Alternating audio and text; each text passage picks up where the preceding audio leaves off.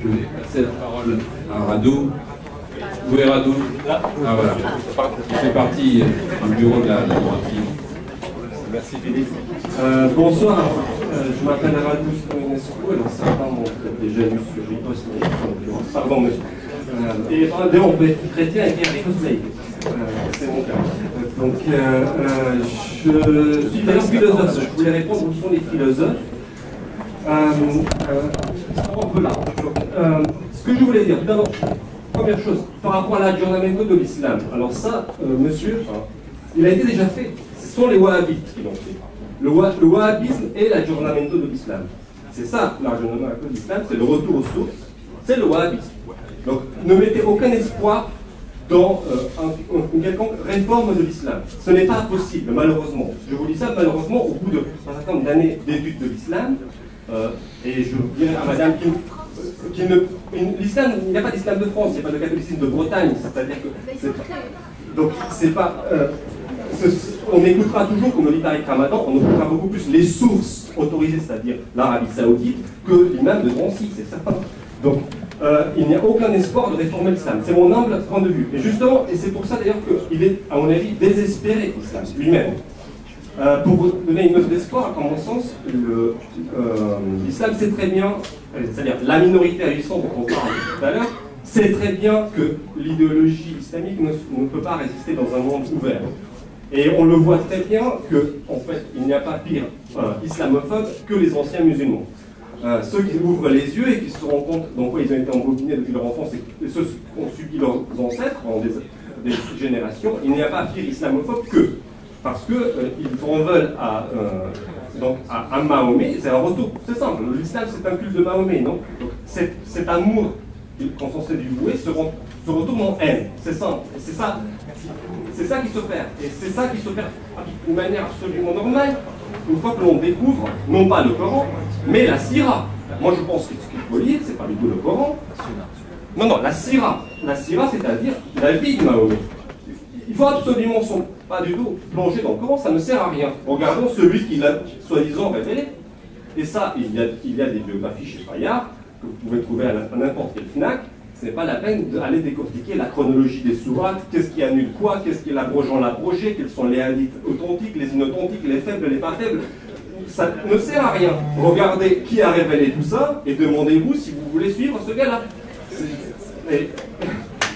Ça vous économisera beaucoup de temps.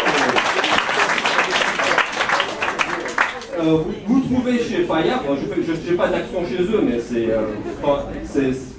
la traduction par Atalash, d'un professeur à Nancy, qui est parfaitement correct. Bon, encore qu'elle est expurgée, hein, parce qu'il n'y a pas les tortures, il n'y a pas mais déjà tout ce qu'il y a, c'est suffisant pour se faire une idée du bonhomme. Et ensuite, donc je pense que je voudrais donner une note d'espoir. Je pense que l'islam est désespéré. Et c'est une course de vitesse entre lui et le monde ouvert. Parce que la minorité agissante sait très bien que les musulmans, une fois qu'ils auront accès véritablement aux sources, ils se rendent compte qui était ce Mahomet, qu'on censé adorer. Ils ont un cœur comme nous. Moi je pense que les musulmans sont des êtres humains auxquels, de manière chrétienne, Dieu parle dans leur cœur, le vrai Dieu, et donc ils savent très bien juger par eux-mêmes, et la loi morale est inscrite dans leur cœur. Et à partir de là, et on le voit très bien, notamment avec le travail de l'évêque Boutros en Égypte, si vous connaissez ce travail-là, d'évangélisation, en tout cas de travail sur l'islam qu'il fait à travers une chaîne américaine. Bref, et ce que je pense, alors je suis désolé de Claude parce que je vais être un peu contraire au tien, c'est-à-dire que je pense qu'il faut arrêter le respect. Il y a quelque chose qui me sidère en France, moi qui suis un immigré de la première génération, bon d'après mon nom vous aurez compris que je suis au moins de naissance, alors je pense que c'est le thème de la repentance. Si nous sommes traités de fascistes, et nous le serons, c'est notre quotidien, c'est finalement parce que nous ne pouvons pas aimer la France. Aimer la France, ça veut dire, quand on aime quelque chose, on déteste logiquement tout ce qui la met en danger, c'est logique. C'est ça l'amour. L'amour, c'est aimer quelqu'un, c'est pas aimer tout le monde. L'amour, c'est une grande injustice. Et sauf que, à cause de la repentance, l'amour de la France qui forcément va de pair avec une haine de tout ce qui met en danger la France, est dénoncé et il est stigmatisé. D'ailleurs, entre parenthèses, c'est quand même drôle par les stigmatisation des musulmans, eux qui rejettent la crucifixion du Christ. Mais ça, c'est une petite parenthèse. Donc là, et je pense que nous sommes sous un régime culturel fasciste, parce que quand on parle de culpabilité collective, quand on dit que le peuple français est coupable de la colonisation, de l'esclavage, etc., que nous serions coupables de tout cela, nous sommes en train d'appliquer un principe fasciste.